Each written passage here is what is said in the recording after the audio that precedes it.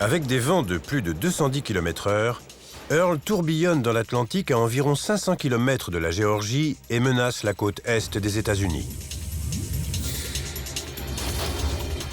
Depuis sa formation, l'ouragan est surveillé par satellite.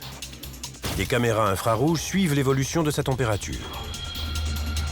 D'autres satellites émettent des rayonnements en direction de la Terre pour générer ces images en 3D de l'ouragan qui en révèlent la structure interne. Mais il y a une donnée capitale que les satellites les plus puissants du monde sont incapables de recueillir.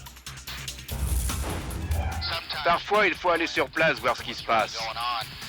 Ce que l'imagerie par satellite ne peut pas toujours faire, c'est mesurer la pression, c'est-à-dire la force motrice d'un ouragan.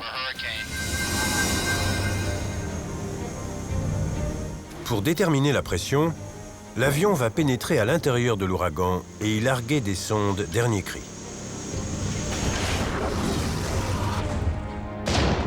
Dans ces cylindres, des récepteurs GPS mesurent la vitesse des vents. Un thermomètre mesure la chaleur. Et surtout, un baromètre mesure la pression atmosphérique.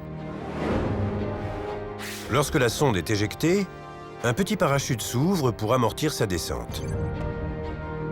Toutes les demi-secondes, elle renvoie à l'avion les données enregistrées.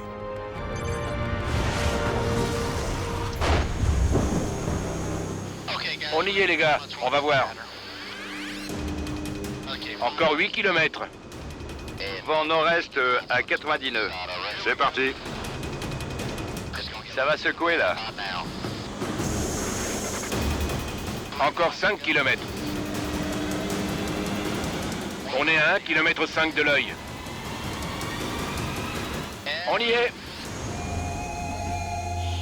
C'est violent en bas. La vache.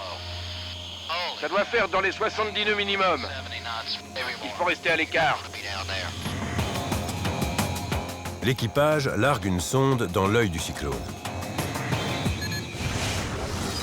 Les données ne tardent pas à arriver.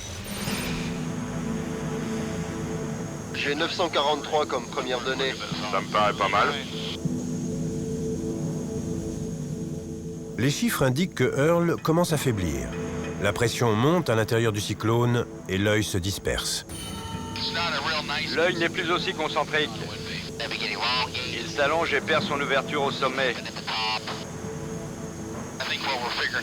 Je crois que l'ouragan est un peu moins compact et intense qu'on pensait. Il va vers le nord. La température de l'eau est plus faible. Il perd de sa force. À mesure qu'il progresse vers le nord, l'eau se rafraîchit. C'est ce qui va continuer à l'affaiblir.